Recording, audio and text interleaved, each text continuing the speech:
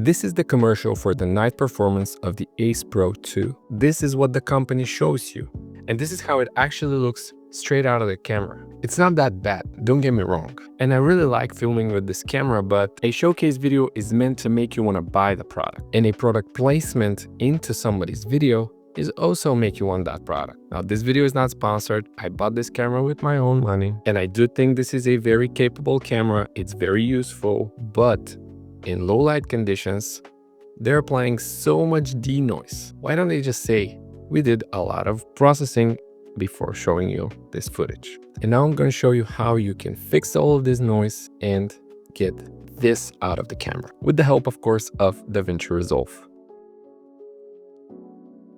With your clip selected, go to the Color tab. Make a new serial node with the S option button, and in the effects, look for the noise reduction. First of all, there's a lot of different types of noise. You could have luminance noise, the tiny black and white sparkles that dance across your image. We have the chroma noise or chrominance noise. It's these random red, blue, and green dots. We also have compression noise, which I think is what happens mostly in the pure video mode. And there's a lot more noises, but today I'm tackling the luminance noise and the chroma noise.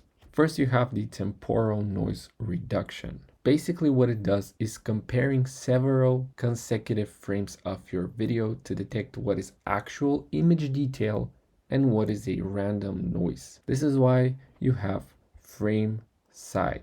This is basically how many frames it will compare. 3 is okay for, a normal amount of motion. Then we have the motion estimation type. Faster means less accurate and a fewer GPU demands. Better has best tracking and it will have fewer artifacts and it will do, of course, a better job, but it's very, very heavy on your GPU, so be careful with that. Then we have the motion range. It defines how much movement Resolve should expect in the footage. Small is for stable shots like a tripod. Medium is for normal amount of motion.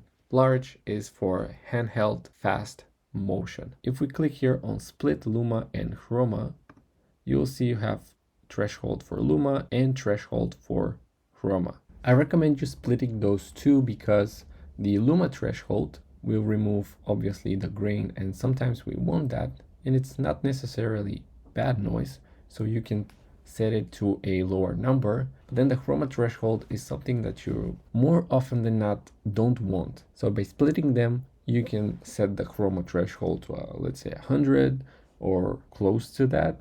And then the luma threshold you can be more moderate with. So these are the settings that I end up with, and this is the before and after.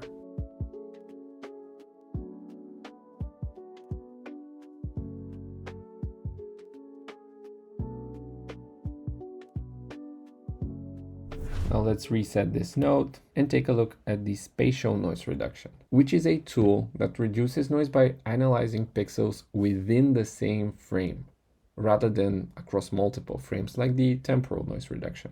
The spatial noise reduction compares each pixel to its neighbors to detect what's noise and what's detail. Here under modes, you have faster, which is simpler filter basically, obviously not heavier on your computer. Then you have better, which uses edge-aware filtering. It protects fine details and it's obviously more cleaner, sharper, but of course it's much heavier on your GPU. The radius controls the size of the area around each pixel used to analyze noise.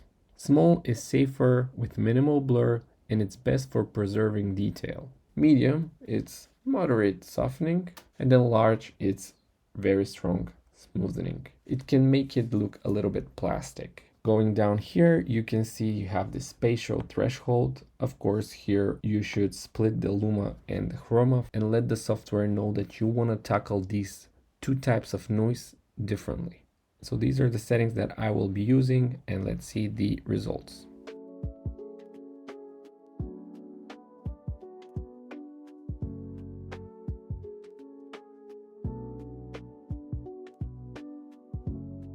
Hopefully this helps you clear out your noisy footage from your Ace Pro 2 or any other camera. Subscribe to my channel as this will help a lot, and watch this video next to see my honest and unbiased review of the Ace Pro 2.